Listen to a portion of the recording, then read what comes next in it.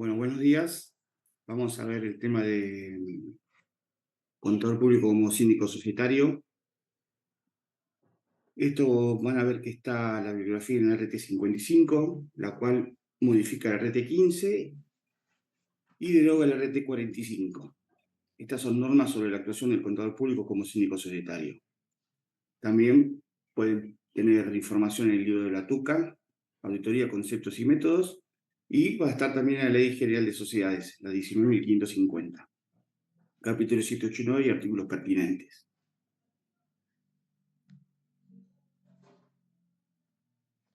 Bien, vamos a empezar. Como les comentaba, la RT 45 fue derogada, también fue modificada la RT 15 por medio de la RT 55. ¿Cuál fue el objeto de esto? Es alinear la vigencia de entrada de esta RT 55 con la vigencia establecida para el RT 53, que modificó, o mejor dicho, es el nuevo texto del RT 37, donde figuran básicamente los informes de auditor y distintas informes o trabajos que puede hacer un auditor externo o un contador público.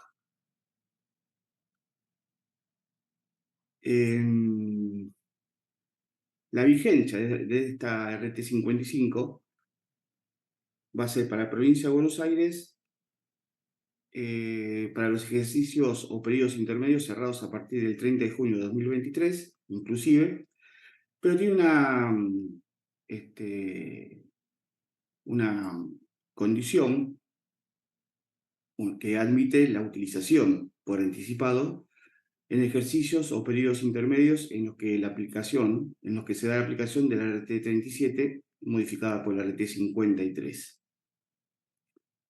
En cambio, la resolución 55 tiene vigencia para las sindicaturas cuyo objeto corresponde a ejercicios económicos iniciados a partir del 1 de septiembre de 2022, o sea, del año pasado. En Cava es septiembre de 2022 y en Provincia de Buenos Aires ejercicios cerrados o periodos intermedios a partir del 30 de junio de 2023. Bien, dichas estas aclaraciones, vamos a empezar a desarrollar el tema de sindicatura societaria. Vamos a ver en la RT 55, en el punto B1 y siguientes, vamos a ver cómo va armando el trabajo del contador público, como también cuáles son las funciones, como síndico societario, cuáles son sus funciones. Tanto la Ley General de Sociedades como el RT 55 establecen determinados deberes y atribuciones que debe cumplimentar el síndico societario, donde periódicamente debería realizar una serie de controles que son exclusivamente de legalidad y contables. Y hay que tener en cuenta lo que es legalidad y la diferencia con gestión. La tarea de control de legalidad va a consistir en una actividad de vigilancia del cumplimiento por parte de la dirección de la ley, estatutos sociales, reglamento y decisiones asamblearias. ¿Qué quiere decir esto?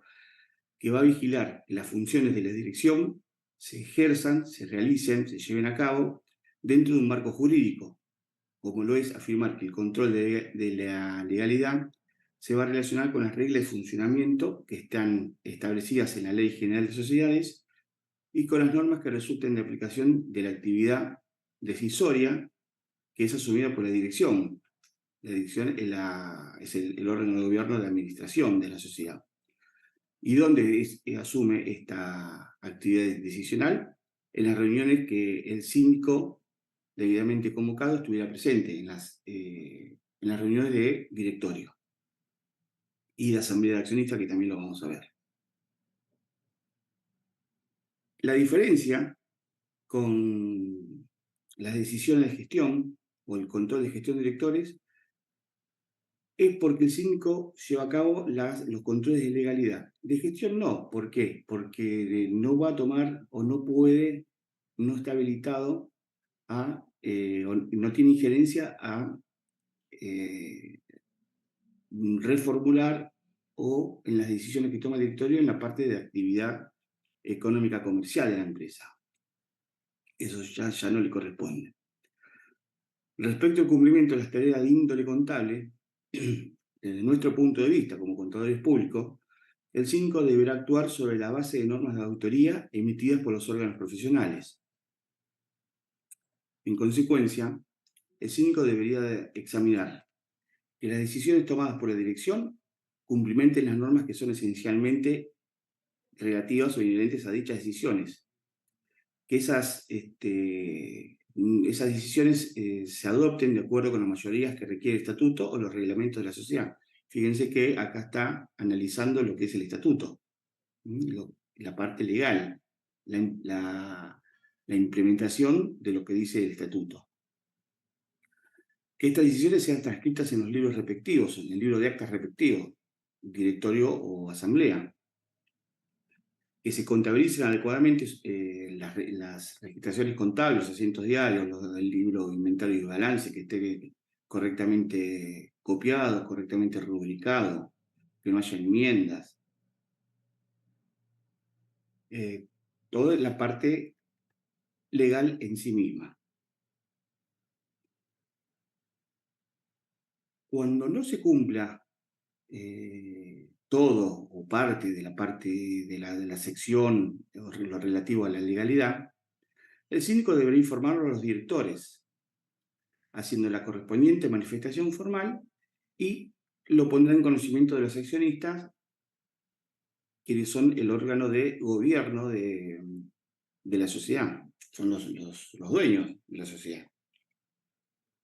El síndico no tiene facultad alguna para aprobar o desaprobar, como les decía, las decisiones del directorio, ya que sus funciones son de gestión, que sus funciones no son de gestión, sino que son netamente de fiscalización. Cuando tenga alguna mención que quiera dejar constancia, las dejará en las actas, detallando los puntos de vista sobre estos incumplimientos que observe, y en el momento oportuno, y según la circunstancia, va a informar a los accionistas en la reunión de asamblea. Entonces, resumiendo un poquito esta introducción de cuál es el ámbito de injerencia o de incumbencia del síndico, podemos decir que el síndico no debe controlar la ventaja o desventaja de determinados actos u operaciones, lo que constituye un control de gestión, sino que debe efectuar un control sobre la manera de cómo se ha actuado cumpliendo con la ley y los estatutos, lo que configura el control de legalidad con independencia del acto u operación en sí mismos.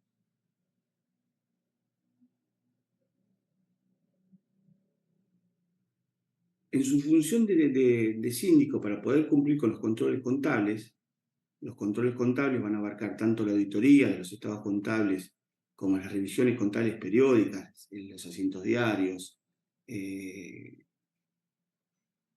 el inventario, o revisiones contables circunstanciales que se desprendan tanto de la ley o de requerimientos de organismos de control, deberá aplicar los procedimientos establecidos en las normas de auditoría vigente.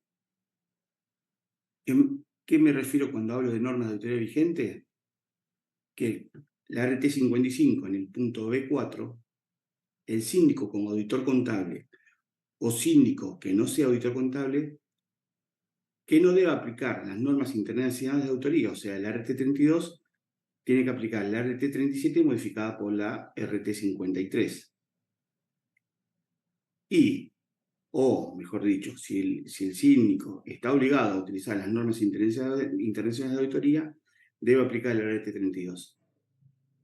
Vemos entonces que si no está alcanzado por la norma internacional de auditoría 32, va a la 37 modificada por la 53. Y si no, la 32. Por lo tanto, entonces la naturaleza, el alcance del trabajo, el momento de la tarea, van a depender de cuál es el objeto de su trabajo.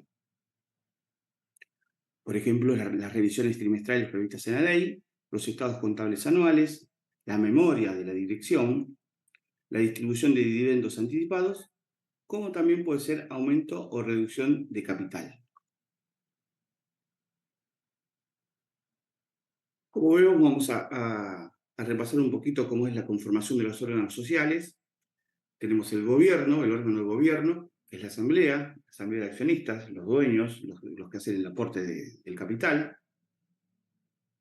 El órgano de administración, gestión y representación es el directorio, es el cual que va a obligar hacia terceros a la sociedad. Control de legalidad de actos de gobierno, la fiscalización privada. Legalidad, no de la eficiencia. Volvemos a repetir porque esto tiene que quedar bien en claro, que la eficiencia serían los resultados que los directores toman o decidan. La sindicatura es el órgano de control de la sociedad. Y vamos a ver ahora, entrando ya en el tema, cómo es la designación de los síndicos. La Ley General de Sociedades, en el artículo 284, habla de que los síndicos societarios son designados por medio de asamblea de accionistas, o sea, los mismos dueños, en función del artículo 55 de la Ley General de Sociedades, donde los dueños tienen las facultades de realizar los controles, van a designar a síndicos para que ellos vean, evalúen, fiscalicen, controlen que lo que establecido legalmente sea aplicado por los directores, que son aquellos a los cuales los mismos socios en la asamblea van a designar para que representen a la sociedad y lleven a cabo sus actividades económicas. Bueno, el artículo 84 establece que va a estar a cargo, la sindicatura societaria va a estar a cargo de uno o más síndicos designados por la Asamblea de Accionistas y que se elegirá un igual número de síndicos suplentes. Ahora bien, como casi todo, la sociedad en el artículo... hay sociedades que están incluidas en el artículo 299 de la Ley General de Sociedades, las cuales la sindicatura tiene que ser colegiada. Cuando es colegiada ya no se llama sindicatura societaria, sino que se va a llamar comisión fiscalizadora, la cual tiene que estar en un número impar de miembros. Tenemos una excepción. Aquellas sociedades que estén incluidas en el artículo 299, que sean del inciso 2, donde el capital sea mayor a 50 millones de pesos. Si el capital es mayor a 50 millones de pesos, no necesitan tener la comisión fiscalizadora. Tampoco la necesitarían las SAU, las Sociedades Anónimas Unificadas, como tampoco las sociedades encuadradas en un régimen PYME según la Comisión Nacional de Valores, la CNV.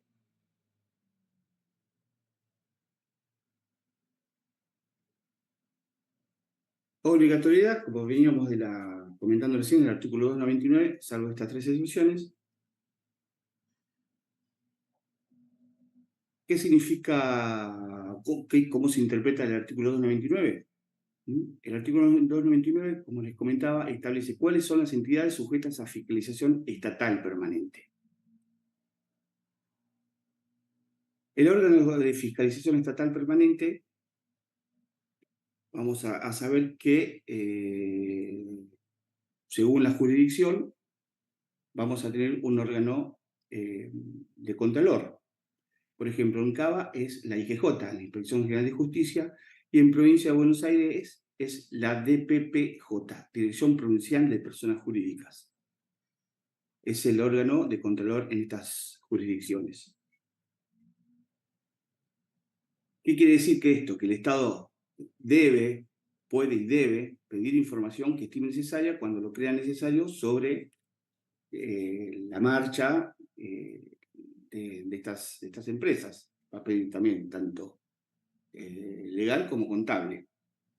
Se hacen presentaciones en los organismos de contralor, ya sea de la inscripción del directorio, cambios en el capital, ya sea aumentos, reducciones, incorporación de nuevos socios. Se presentan también los estados contables. Como a modo de ejemplo serían estas presentaciones. También tiene facultad de inspeccionar los libros legales de la sociedad, como también los libros contables, y en particular debería enviar a un representante de estos organismos de Contralor a participar de las asambleas. No necesariamente, o en la práctica no sucede, o por lo menos no en las pequeñas empresas, sí seguramente en las grandes empresas, pero debería estar un representante de estos organismos de Contralor. También tiene la facultad de denunciar cualquier fraude o movimiento que afecte al patrimonio del Estado. ¿Para qué? Para salvaguardar el interés público más allá de los intereses particulares de los socios.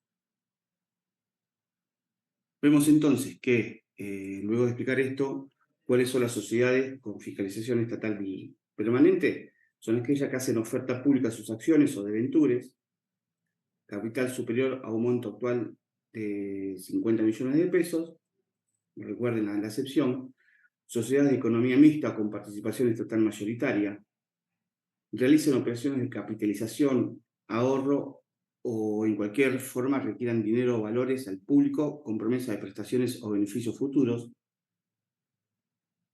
exploten concesiones o servicios públicos, sociedades controlantes o controladas por otra que esté sujeto a fiscalización y la excepción, las sociedades anónimas unipersonales. Presidencia, que no es obligatoria prescindir de la sindicatura. Todas aquellas sociedades que no están incluidas en el artículo 299 y o que hagan oferta pública de sus acciones van a poder prescindir si está previsto en el estatuto social. En su caso, si se prescinde de la sindicatura societaria, su reemplazo debería ser un consejo de vigilancia, que como antes les comentaba, está conformado por socios, que más adelante les voy a explicar bien el consejo de vigilancia, que está conformado por socios ejerciendo su facultad, su derecho de contralor establecido en el artículo 55 de la Ley General de Sociedades. Entonces podemos ver que la sindicatura puede ser individual, colegiada, llamada comisión fiscalizadora, y prescindiendo de estas dos, se puede conformar, o se debe, mejor dicho, conformar un consejo de vigilancia que es el control de socios.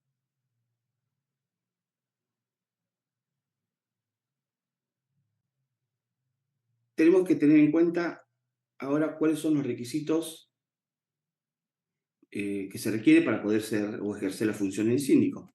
Ser abogado contador público con título habilitante, o sea que estar inscrito en el Consejo de Ciencias Económicas respectivo, donde en la jurisdicción que se va a llevar a cabo la tarea.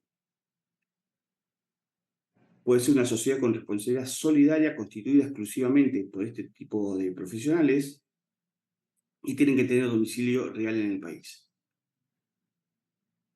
Otro ítem a tener en cuenta es lo que establece el RT 55 en la sección 4A1, donde habla de que debe ser el síndico o síndicos independientes de la sociedad y órganos que la componen. No, u órganos, no, sino que tiene que ser las dos simultáneamente. Independiente de la sociedad y que no tiene que, y mejor dicho, también tiene que ser independiente de los órganos que la componen. Esos son los requisitos para poder ser síndico. ¿Y quiénes no pueden ser síndicos? Esto está arreglado en el artículo 286 de la Ley General de Sociedades, donde nos dice que quienes se hallen inhabilitados para ser directores conforme al artículo 264, también de la Ley General de Sociedades. Repasemos un poquito lo que dice el artículo 264. No pueden ser directores ni gerentes. Aquellos que no puedan ejercer el comercio, los que estén fallidos por quiebra culpable o fraudulenta, los fallidos por quiebra causal o los concursados, los directores y administradores de sociedad cuya conducta se calificare de culpable o fraudulenta, los condenados con accesoria de inhabilitación de ejercer cargos públicos, los condenados por hurto, robo, defraudación, cohecho, emisión de cheques sin fondos y delitos contra la fe pública, los condenados por delitos cometidos en la constitución, funcionamiento y liquidación de sociedades, los funcionarios de la administración pública cuyo desempeño se relacione con el objeto de la sociedad. Todo esto que les comenté solamente es para su conocimiento tiene un plazo temporal. Por ejemplo, hasta 10 años de producido este hecho, o 5 años de producido este hecho.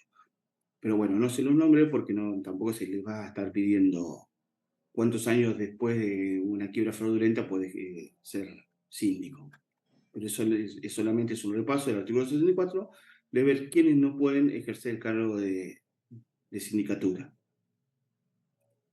Tampoco pueden ejercer cargos de la sindicatura los directores, gerentes y empleados de la misma sociedad, o sea, los que estén desarrollando este tipo de tareas, ni de alguna controlada o controlante. No tiene que haber, fíjense, ningún tipo de vinculación. Tampoco pueden ser síndicos los cónyuges, los parientes con consanguinidad en línea recta, colaterales hasta el 4º grado inclusive, y los afines dentro del 2º grado de los directores y gerentes generales. Y la duración en el mandato de la sindicatura tiene que estar fijada en el estatuto y con un máximo fijado por ley en el artículo 287 de 3 ejercicios. O sea, los síndicos pueden estar nombrados por 1, por 2 ejercicios o por 3, que es el límite temporal que establece la Ley General de Sociedades.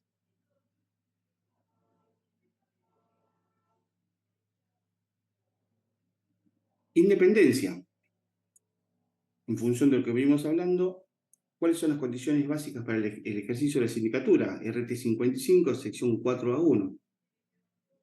El síndico debe ser independiente, en la cual desempeñe su función de síndico y de los restantes órganos que las componen. Bueno, acá resumiendo un poquito qué es lo que ya vimos en el slide anterior. Fíjense, cuando sea propietario, socio, director, administrador, gerente o empleado de la sociedad, o entes vinculados económicamente, cónyuge equivalente o pariente por consanguinidad, si fuera accionista, deudor, acreedor o garante de la sociedad, por monto o entes vinculados económicamente, o por montos significativos en relación con el patrimonio de la sociedad o del socio o del suyo propio, si tuviera intereses significativos en la sociedad o entes que estuvieran vinculados económicamente. Y fíjense que también habla que cuando la remuneración fuera contingente o dependiente de las conclusiones o resultados de su tarea. O sea que la remuneración, los honorarios del síndico, no tienen que estar, tienen que ser fijos, no pueden ser contingentes al resultado de la gestión del directorio, que sería el resultado económico del estado contable. También la RT especifica que no vulneran esta norma de independencia, el principio de independencia, aquellas disposiciones sobre aranceles profesionales que fijan el monto mínimo sobre la base del activo, pasivo o ingresos por ventas o servicios del ente. Esto en la práctica les voy a explicar. Uno, cuando realiza tareas, en este caso de síndico o de auditor externo, cuando tiene que legalizar su firma, hay que cumplir una serie de requisitos en los consejos profesionales donde uno está inscrito. ¿Qué es esto? Por ejemplo, pagar aportes, tasas, sellados sobre los honorarios que uno va a cobrar. Entonces, esos honorarios que uno va a cobrar por distintas tareas, fíjense que no vulneran la independencia que es necesaria para poder ejercer el cargo de sindicatura. Y que a su vez esos honorarios, por ejemplo, en estados contables, van fijados, los honorarios mínimos van fijados en función del monto del activo, del monto del pasivo y por el importe de los ingresos por ventas o servicios que realiza el ente en cuestión. Bueno, y también tenemos incompatibilidades. Estas incompatibilidades aplican tanto para la sindicatura individual como la colegiada, que sería la comisión fiscalizadora.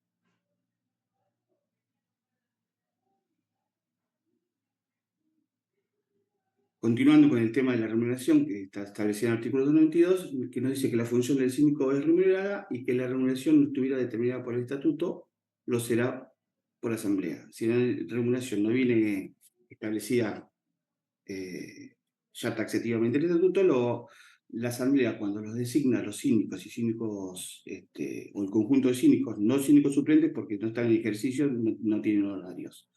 Pero cuando designa a los síndicos titulares, la misma asamblea de socios va a determinar cuál es su remuneración. Como comentaba, el síndico puede ejercer funciones propiamente de síndico, como también de auditor externo, en forma simultánea. Puede desarrollar las dos tareas a la vez. La remuneración en estas tareas simultáneas se puede distinguir entre la remuneración para cada una de las funciones o bien mantenerse sin desglosar. O sea, va a tener una remuneración total para realizar ambas tareas, o para la actividad de síndico va a tener unos honorarios y para la actividad de auditor externo va a tener otro.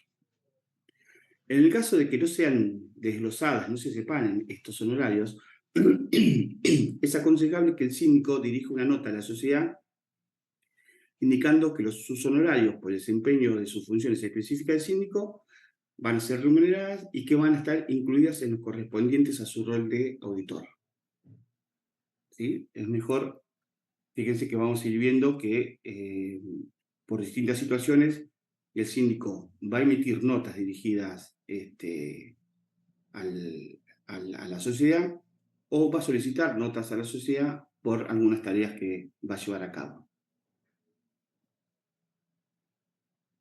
Entonces, repasando un poquito, antes de profundizar ya en el tema, recordemos que el síndico, a través de la tarea, como cualquier auditor, ¿sí? Acá lo relaciono, tiene que tener elementos de juicios válidos y suficientes que permitan respaldar las aseveraciones formuladas en sus informes. Esto también es válido para cualquier auditor externo. El síndico prepara documentación suficiente y adecuada que constituye una prueba de desarrollo de su tarea. Esta documentación deberá conservarla en un soporte adecuado por un plazo de hasta 10 años, o el que requieran las circunstancias, el que resulte mayor. Y en el caso de la sindicatura colegiada y la comisión fiscalizadora, las tareas relacionadas con los controles de legalidad y contables deben ser consideradas en actas de la comisión fiscalizadora. ¿Qué quiere decir? Que la comisión fiscalizadora, que son un grupo de 2 o más síndicos, va a tener un libro de actas, donde dejará sentada estas tareas de control de legalidad y contable. La responsabilidad del síndico es indelegable, de acuerdo al artículo 293, que establece que el cargo del síndico es personal e indelegable, pero obviamente que algunas tareas, según también la magnitud de la empresa en cuestión, algunas tareas tienen que ser de sindicatura, tienen que ser delegables a un grupo de trabajo, porque en la magnitud de la supervisión del control se debería delegar en colaboradores. Pero el síndico finalmente debe asumir la responsabilidad por toda la tarea realizada por su grupo de colaboradores. Fíjense que el cargo es indelegable, sí puede delegar tareas donde los resultados de esas tareas de su grupo de colaboradores van a ser puestas a disposición del síndico titular, el cual va a analizar y, por supuesto, tiene que asumir la responsabilidad final. El informe va a estar firmado por el síndico titular. La responsabilidad del síndico es ilimitada y solemnemente responsable por el incumplimiento de las obligaciones que impone la ley, el estatuto y el reglamento. Esto está en el artículo 296. Cuando comienza la responsabilidad de que se haga efectiva la aceptación del cargo del síndico por medio de la designación de la asamblea. Y el alcance de la responsabilidad solidaria, según el artículo 297 de la Ley General de Sociedades, dice que también son responsables solidariamente con los directores por los hechos u omisiones que estos, o sea, los directores, cuando el daño no se hubiera producido, se hubieran actuado de conformidad con lo establecido de la ley, estatuto, reglamento o decisiones asamblearias. Esto quiere decir que los síndicos son solidariamente responsables con los directores, por aquellos actos, decisiones llevadas a cabo por ellos que dañen o hubieran producido un daño a la sociedad, siempre y cuando el síndico no hubiese actuado de conformidad a lo que establece la ley y estatutos. O sea, si el síndico actúa, deja sentado que realizó correctamente sus funciones de control de legalidad, y asimismo los directores, por distintas gestiones o decisiones societarias, llevan a cabo y hacen un perjuicio a la sociedad, pero el síndico llevó a cabo su tarea, el síndico se desliga de esa responsabilidad. Pero si el síndico no lleva a cabo correctamente sus tareas, es solidariamente responsable por esa mala gestión de los directores.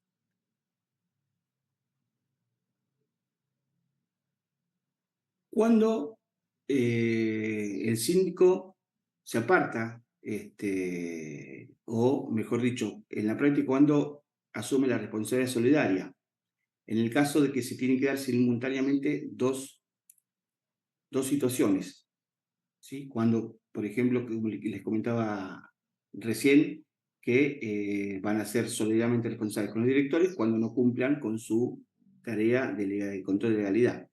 Entonces, se tiene que dar simultáneamente lo siguiente. Que la dirección se haya apartado de las normas mencionadas, de las normas establecidas en la ley, estatutos, reglamentos, decisiones asamblearias, y que el síndico no haya ejercido los controles de legalidad y contables que también se dependen de la ley. Si se dan estas dos situaciones, que la dirección se haya apartado de lo establecido por la ley, estatutos, reglamentos, decisiones asamblearias, y que el síndico no haya ejercido los controles de legalidad y contables, acá va a haber responsabilidad solidaria. Y la penalidad por violar estas provisiones, está agregado en el artículo 59 de la Ley General de Sociedades, es que es responsable ilimitadamente por daños causados y solidariamente en caso de la sindicatura colegiada. Y las excepciones, como veníamos comentando, si el síndico participó y dejó constancia escrita de su protesta y diera noticia al resto de los síndicos o se ejerza alguna acción judicial.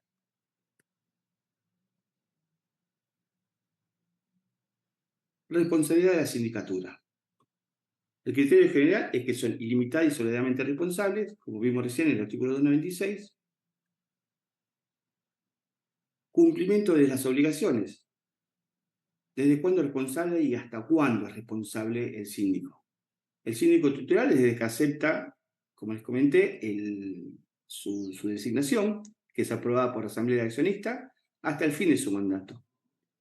Los síndicos suplentes, que también son nombrados por la Asamblea de Accionistas, desde que empiezan a reemplazar al síndico titular hasta la reincorporación de ellos o hasta el nombramiento de su reemplazo, ¿sí? Una nueva designación de síndico por la Asamblea. El artículo 291 también nos dice que de no ser posible la suplencia, ¿sí? La Asamblea se deberá convocar una Asamblea para realizar la designación del síndico suplente que va a reemplazar al síndico titular. Acá es recomendable la carta de aceptación del puesto, que va a ser dirigida formalmente por nota al presidente del directorio.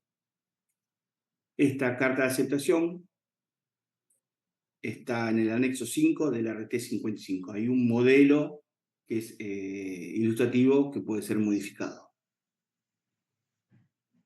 Pero con la misma resolución técnica nos detalla modelos en los cuales nos podemos basar para realizar distintas gestiones, que como también lo vamos a tener para los informes de auditor externo.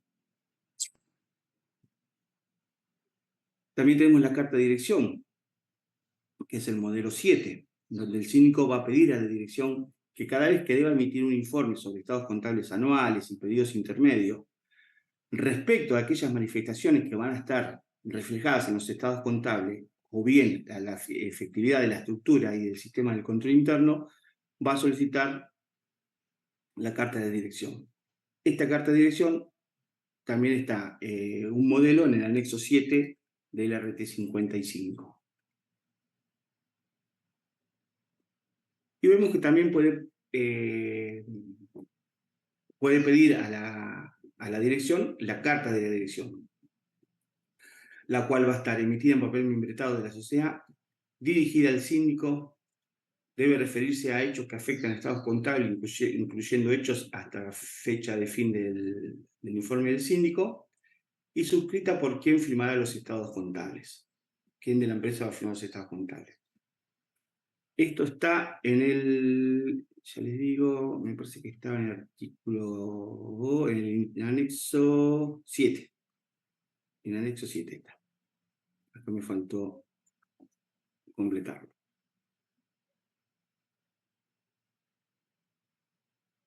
Bueno, ¿cuáles son las condiciones básicas para el ejercicio de la sindicatura? Individual o colegiada, que sería la comisión fiscalizadora. Como vimos, independencia del ente y sus órganos. Vimos también que la función es compatible con otros servicios profesionales en contable público, como por ejemplo síndico de director externo, pero no es compatible síndico y asesor contable. ¿Sí? Son funciones incompatibles. Asesor contable no, pero auditor externo sí.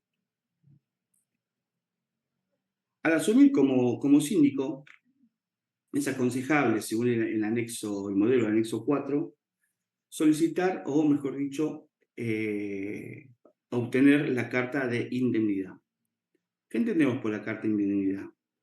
La carta de indemnidad va a dar cierta protección al síndico en cuanto a la omisión de información o manifestaciones falsas, incorrectas, conducentes a error en lo relacionado a tareas que deba realizar el síndico. Estas omisiones, manifestaciones falsas, incorrectas, por el tema de con respecto al directorio. También protegerá al síndico por hechos o circunstancias cuya consideración excede a la sindicatura societaria, que se lleven a cabo con intenciones de ilícitos, de defraudación, que va a tener o causar graves daños hacia la sociedad, a los accionistas o también a los terceros, por ejemplo, proveedores, bancos que operen con la sociedad. Esta carta de indemnidad no vulnera el principio de la norma de independencia. Como todo es recomendable, no es obligatoria, y se efectiviza por medio de la aprobación de la Asamblea de Accionistas. Accionistas mayoritarios, con eso ya estaría efectivizado.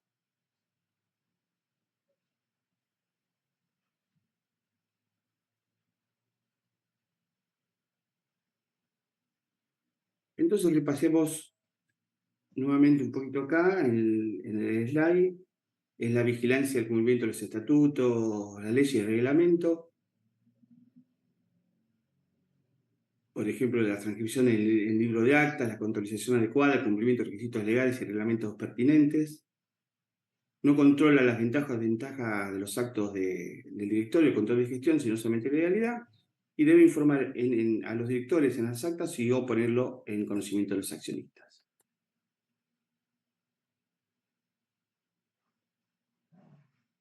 Bueno, tareas específicas de fiscalización. Ya vamos a ver ahora qué debería hacer el síndico. El artículo 224 de la Ley General de Sociedades establece aquellas atribuciones y deberes del síndico sin perjuicio de las demás que puedan establecer otros artículos y o también del estatuto.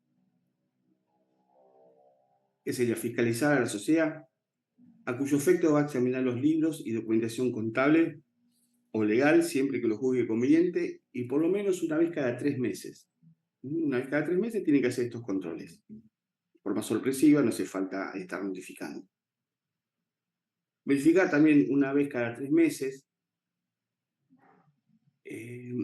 las disponibilidades, los títulos valores, así como también aquellas obligaciones y el cumplimiento de las obligaciones. Si las obligaciones asumidas por la empresa se están llevando a cabo conforme los pactos o los contratos firmados oportunamente.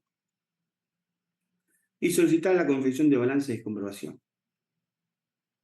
Balances de comprobación también podemos solicitar informes,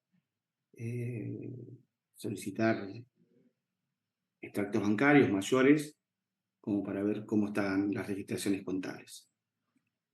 deberá asistir con voz, pero sin voto.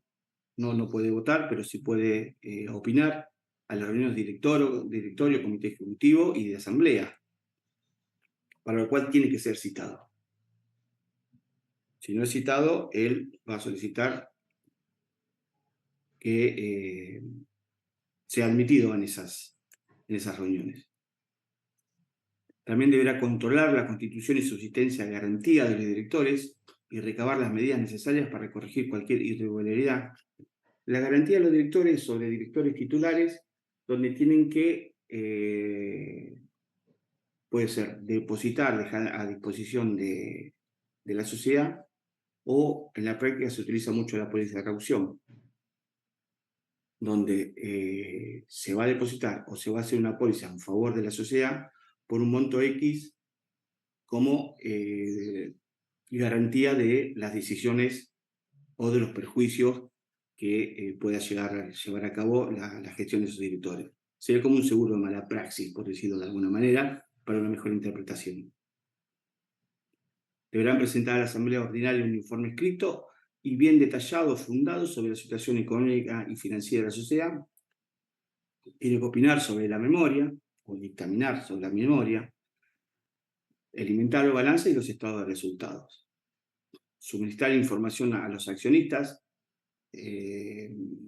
cuando lo requieran. Esta información de los accionistas tiene que ser como mínimo el 2% o más del capital. Siempre sobre las materias de su incumbencia, su competencia. Puede convocar una asamblea extraordinaria cuando lo juzgue necesario y asamblea ordinaria o especiales cuando el directorio lo omitiere. ¿Sí? Por ejemplo, se me ocurre que la asamblea la hago, la general ordinaria, por la aprobación de los estados contables, y el directorio lo omitiere y está vencido el plazo, la puede convocar. Hacer incluir en el orden del día aquellos puntos que considere procedentes. Bueno, control de legalidad y vigilar los órganos sociales que cumplan la ley, estatuto y demás. Fiscalizar la liquidación de la sociedad, si la sociedad se liquida por algún motivo. Decisión de los socios, vencimiento de la vida, de la vigencia del estatuto. Tiene que fiscalizar la liquidación, quiebra, por ejemplo. Investigar las denuncias que formulen por escrito aquellos accionistas que representen no menos del 2% del capital. Y en este caso deberá convocar de inmediato una asamblea para resolver este aspecto.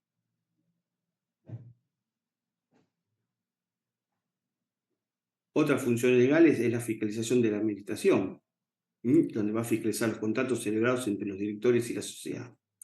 ¿A qué nos referimos con esto?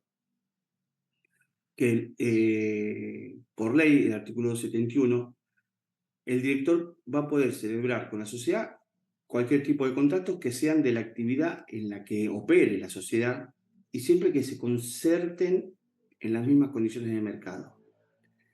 Es decir, que los contratos que no reúnan estos requisitos, que sean en forma sean celebrados estos contratos en forma ventajosa hacia los directores, no pueden ser llevados a cabo.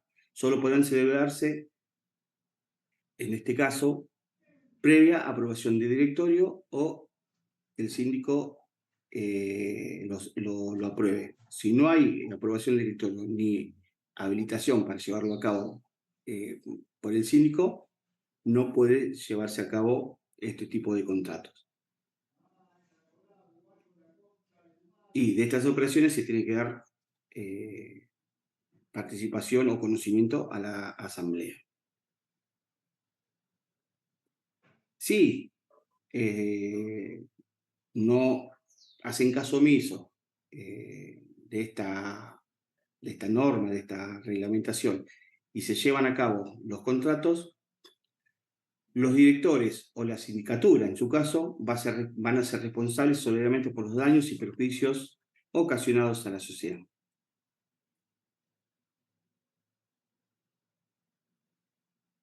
Gestión. Gestión, acá hablamos de remoción del inhabilitado, cuando el artículo 65 de la Ley General de Sociedades lo dice que el directorio, o en su defecto el síndico, por propia iniciativa o a pedido fundado de cualquier accionista, debe convocar a una asamblea ordinaria para la remoción del director o gerente que esté incluido en el artículo 64. Recuerden que es el que señala las provisiones e incompatibilidades para ser director, la cual se va a celebrar dentro de los 40 días de solicitada. Si se denega esta remoción, cualquier accionista, director o síndico puede requerirla judicialmente, ¿sí? Ante un director o gerente que esté, supónganse, incluido en algún punto del artículo 64 y la asamblea así todo no lo remueve, este director, accionista o síndico puede requerir su remoción judicialmente. También como gestión puede recepcionar notificaciones del director que tuviera interés contrario a los de la sociedad. Esto está en el artículo 72. El artículo 340 de la Ley General de Sociedades nos habla de la suscripción del prospecto de emisión de debentures. Estas son las únicas funciones de gestión que puede hacer. El artículo 265 establece la requisición de remoción judicial de los liquidadores o directores, que lo vimos recién. Y en el artículo 258 habla de la designación de reemplazantes directores interinos en caso de vacancia, en caso que no esté establecida en el estatuto. Otras funciones legales también pueden ser de producción de informes para la asamblea extraordinaria sobre reducción voluntaria del capital o de la sociedad, informes para la asamblea en caso de pagos de intereses o distribución de dividendos anticipados en caso que estén admitidos legalmente. El artículo 224 de la Ley General de Sociedades lo dice que los dividendos provenientes de ganancias líquidas y realizadas son los únicos que se pueden distribuir, ¿sí? Provenientes de ganancias líquidas y realizadas. El artículo 299 establece que está permitido la distribución de dividendos anticipados, pero si el síndico es responsable, ilimitado y solidario por tales distribuciones. Vamos a resumir. Vemos que establece que puede realizar un informe para la asamblea en caso de pago de intereses o distribución de dividendos anticipados, en caso que estén admitidos legalmente. Como premisa o como criterio general, los dividendos solamente pueden ser distribuidos en caso de ganancias líquidas y realizadas en el artículo 24. Pero vemos que hay una excepción, que son para aquellas sociedades que están incluidas en el artículo 299 de fiscalización permanente, estatal permanente, pueden distribuir en forma anticipada dividendos, pero que el síndico tiene que ser responsable, limitado y solidario por esas distribuciones. Es la única excepción para poder distribuir dividendos en forma anticipada. Bien. Hay un programa detallado de sindicatura propuesto por el RT 55 que va a estar en el anexo 1, llamado Guía de Tareas. Como les explicaba, cuando es momento oportuno, la naturaleza y alcance de los procedimientos que deba llevar a cabo el síndico, va a depender de su criterio personal y profesional en función de cada caso en particular. Pero asimismo, la RT hace taxativamente una enunciación de cuáles pueden ser las funciones orientativas de su ejercicio profesional. Por ejemplo, en la fiscalización de la sociedad puede ser que tengamos funciones recurrentes, como vimos, verificar que los libros contables cumplan con las disposiciones reglamentarias, relacionadas con la rúbrica, actualización de las registraciones, etc. Analizar información sobre cambios en los aspectos de fondo de los libros contables, como por ejemplo, pasar de utilizar hojas móviles emitidas por medios computarizados, cambiar total o parcialmente el sistema de registración, examinar selectivamente la documentación de operaciones y conciliarla con los registros contables, leer informes de auditoría interna e identificar en todos ellos cualquier hecho o todo hecho que podría afectar significativamente el sistema contable de la sociedad,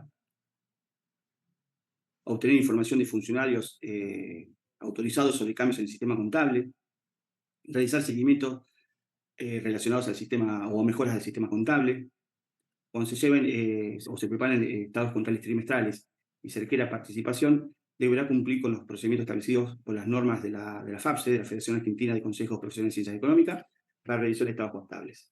Entonces, se debe llevar a cabo lo establecido por las RT fijadas por la FAPSE.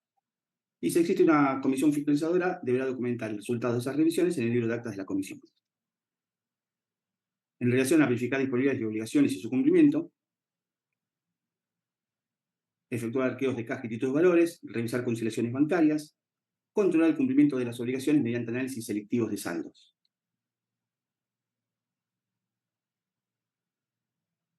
Analizar las variaciones significativas de las cuentas patrimoniales y de resultados, especialmente en aquellos aspectos de significación que se consideren extraños, atípicos, excepcionales para el normal desenvolvimiento económico de la sociedad, como cualquier incumplimiento inusual de aquellas obligaciones o relaciones que haya asumido la empresa.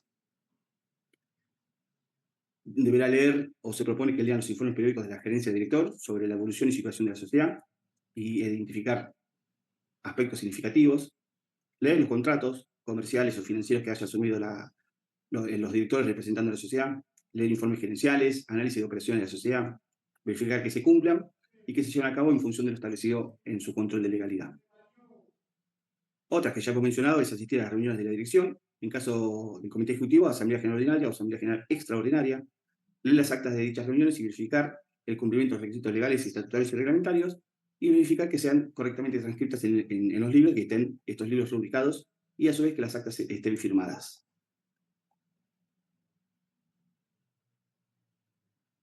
También verificar que las decisiones tomadas por la dirección de la asamblea estén de acuerdo con las normas legales y estatutarias, verificar las inscripciones legales en el Registro Público de Comercio, como vimos la DGJ en CABA y Dirección o DPPJ, Dirección Provincial de Relaciones Jurídicas en Provincia de Buenos Aires, como también las inscripciones de aumento de capital, reforma de estatutos, asignación de directores, cambio de domicilio legales. Verificar las participaciones en otras sociedades que estén encuadradas dentro de la ley, e informar sobre la memoria, que es materia de su competencia, y revisarla. Consejo de vigilancia.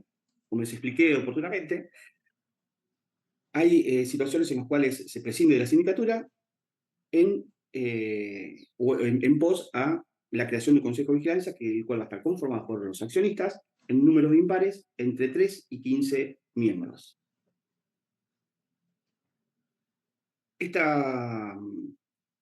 Este desarrollo, esta facultad que tienen los accionistas a conformar el Consejo de Vigilancia es en función, como ya les comenté, de ejercer la facultad que tienen los socios del derecho de control sobre la gestión de la sociedad o legalidad, porque ya al ser socios tienen injerencia, no solamente en la parte legal como tareas relacionadas al síndico, sino también de gestión. Esta es la gran diferencia que hay entre el Consejo de Vigilancia y el síndico o comisión fiscalizadora. Los síndicos y comisión fiscalizadora hacen control de legalidad y el Consejo de Vigilancia va a hacer control de legalidad y gestión. ¿Por qué? Porque están conformados con los socios y los socios son principalmente los interesados en la gestión de la sociedad.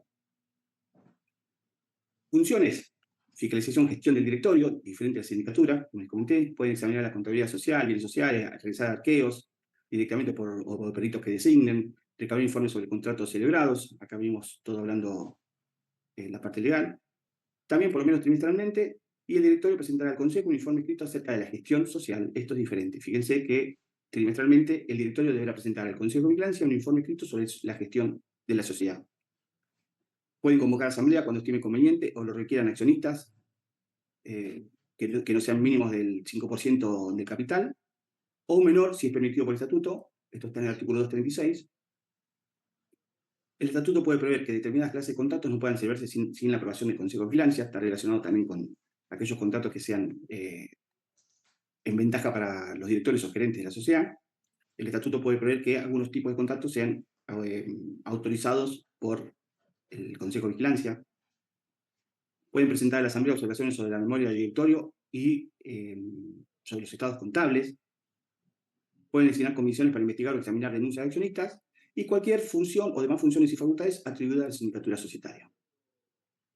Importante, para que nos quede claro, tiene funciones de fiscalización de gestión de directorio que no tiene la sindicatura. Y está ok porque son accionistas, como les comentaba. Normas para el desarrollo de la sindicatura.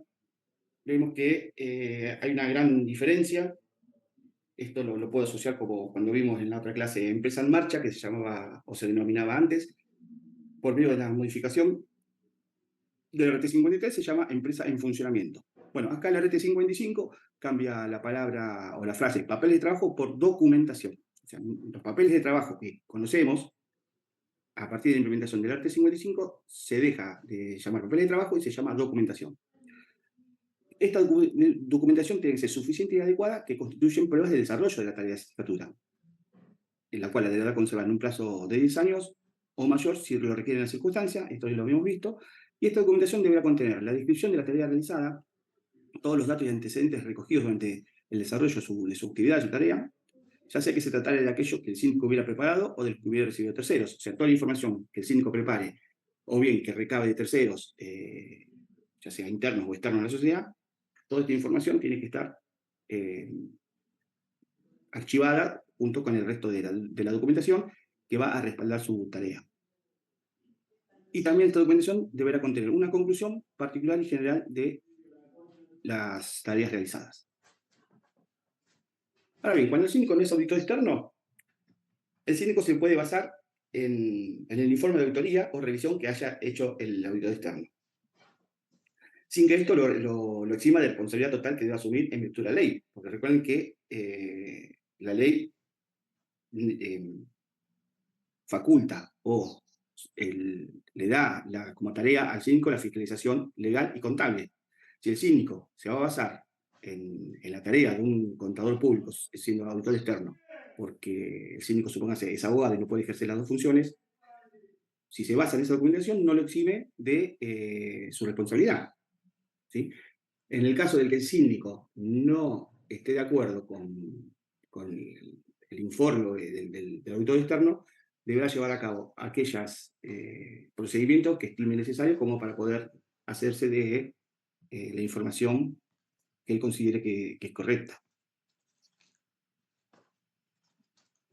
En el caso de que el síndico se base la tarea de auditoría en un tercero, deberá verificar la planificación de auditoría y la naturaleza, alcance y oportunidad de los procedimientos de autoridad aplicados, verificar con posterioridad el cumplimiento de esos procedimientos mediante la revisión de la documentación, papeles de trabajo y los resultados de la tarea efectuada por el auditor externo. Y en el caso que el síndico entienda que algunos de los procedimientos de auditoría debieron haberse aplicado con otro enfoque, deberá realizarlos. ¿Sí? Esto es lo que decía, que deberá realizar otro procedimiento de auditoría, si llegado el caso que no comparta la labor hecho por el auditor externo. Normas sobre informes. Según la RT 55, los informes deben cumplir con los requisitos o características de la información. En especial, se deben evitar los vocablos o expresiones ambiguas o que pudieran inducir error o malas interpretaciones a los interesados en leer el informe. Deben ser escritos esos informes y en el carácter 5 no debe incluir en sus informes opiniones o recomendaciones que excedan el ámbito de su competencia. ¿Sí? Solamente tiene que actuar siempre en el área de incumbencia. Bueno, normas sobre informes. Acá está mal, no lo corregí. El título es Normas sobre informes RT 55. ¿Sí? Acá no lo corregí, RT 55. Acá les voy a leer cómo sería la conformación de un informe típico de un síndico o de una comisión fiscalizadora. Como primera sección tenemos la A, donde va el título del informe. B va el destinatario. En la sección C va a estar la opinión, donde la primera sección va a contener la opinión del síndico propiamente dicha, y además deberá identificar a la sociedad, identificar el título de cada estado que comprende los estados contables en la memoria, estado de situación patrimonial, estado de evolución de patrimonio neto, estado de resultados, estado de flujo de efectivo, los tiene que identificar. Identificar todas aquellas notas y demás información, por ejemplo, las revelaciones en notas, como también el cuadro de amortización de bienes de uso, aunque eso uno, el anexo de gastos, incluyendo un resumen de las políticas contables significativas. También especificará la fecha que cubre cada uno de los estados contables, fecha de inicio y fecha de fin de ese ejercicio que está volcado a los estados contables. Debe fundamentar su opinión, de corresponder, opinará sobre los motivos de empresa en funcionamiento, puede incluir un párrafo de énfasis o sobre ciertas cuestiones, o un párrafo de énfasis sobre ciertas cuestiones, o bien un párrafo sobre otras cuestiones, en caso de que correspondan. Si tiene otra información para agregar, irá separado en un ítem que diga otra información.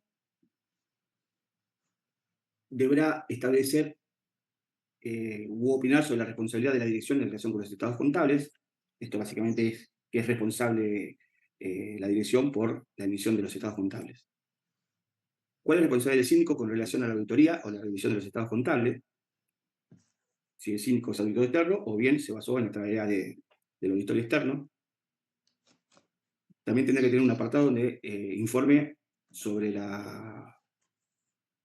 o opine, establezca, determine, explique cuál es cómo está la información especial requerida por leyes o disposiciones nacionales, provinciales, municipales o de los organismos públicos de control o de la profesión en caso de que corresponda. Por ejemplo, como, es si la sociedad mantiene algún tipo de deuda por el sistema previsional argentino, sobre el sistema integrado previsional argentino, o sea, deuda por jubilaciones, aportes y contribuciones y jubilaciones. Lugar y fecha de emisión, y bueno, y la identificación, o sea, los datos profesionales de inscripción del síndico y la firma del síndico. Si el síndico y el auditor externo deberán emitirse informes por separado. O sea, tiene que haber un informe del síndico y un informe del auditor externo.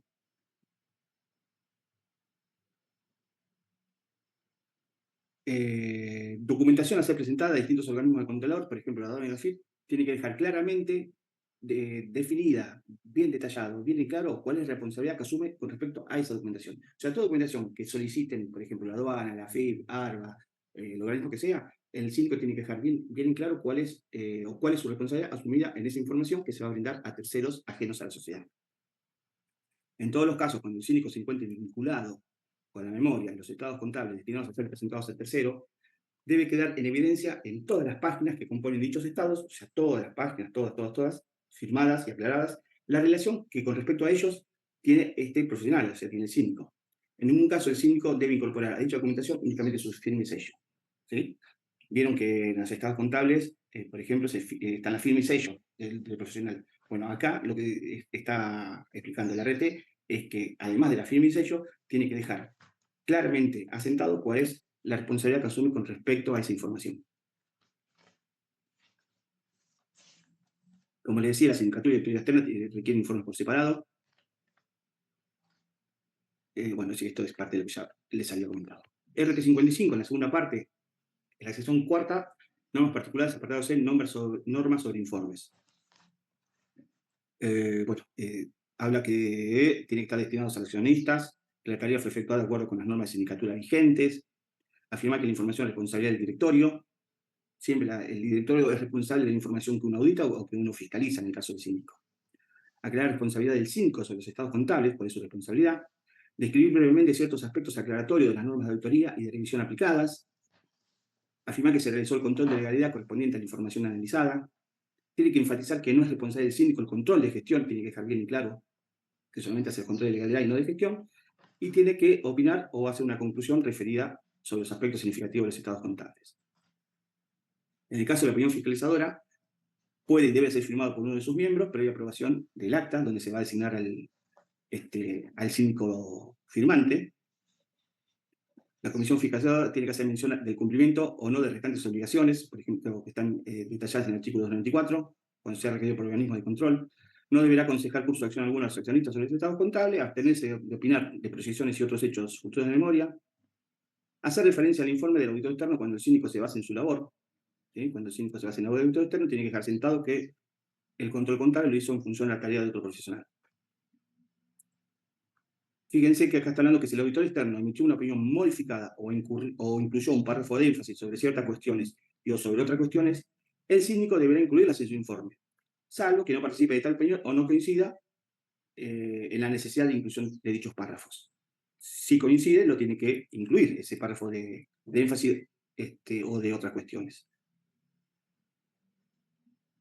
En el caso de que el síndico no sea auditor externo, el síndico o la comisión fiscalizadora, en este caso, podrán hacer referencia a sus informes a la tarea realizada por el otro profesional. Esto ya lo vimos. En todos los casos, cuando el auditor externo haya emitido una opinión modificada, esto ya no está bien. Se está repitiendo. Bueno, ¿cómo se componen los anexos de RT55? Ya vimos que el anexo 1 son las guías de tareas que no son taxativas, sino de finalidad orientativa, funciones recurrentes y funciones circunstanciales. Acá les dejo los artículos de la Ley General de Sociedades. El anexo 2, en función de lo que leímos, está compuesto por la guía de controles sobre libros contables. El anexo 3 habla de los modelos de informe de sindicatura, donde el RT nos da el caso de estados contables anuales, opinión no modificada o favorable. El anexo 4 nos da el caso de estados contables de periodos intermedios con una conclusión no modificada. El anexo 5 vamos a tener el modelo de carta de aceptación de cargo del síndico. El anexo 6, el modelo de carta de indemnidad. En el modelo 7 tenemos el modelo de carta de la dirección. Y en el anexo 8, tenemos fundamentos de las normas, donde está compuesto por estos ítems: vinculación entre la sindicatura y el gobierno de la sociedad, alcance de la responsabilidad solidaria, la función esencial del síndico, el síndico y los procedimientos de auditoría, compatibilidad de funciones del síndico y auditor externo, funciones especiales del síndico y carta de indemnidad. El anexo 8 básicamente es lo que estuvimos desarrollando en esta clase.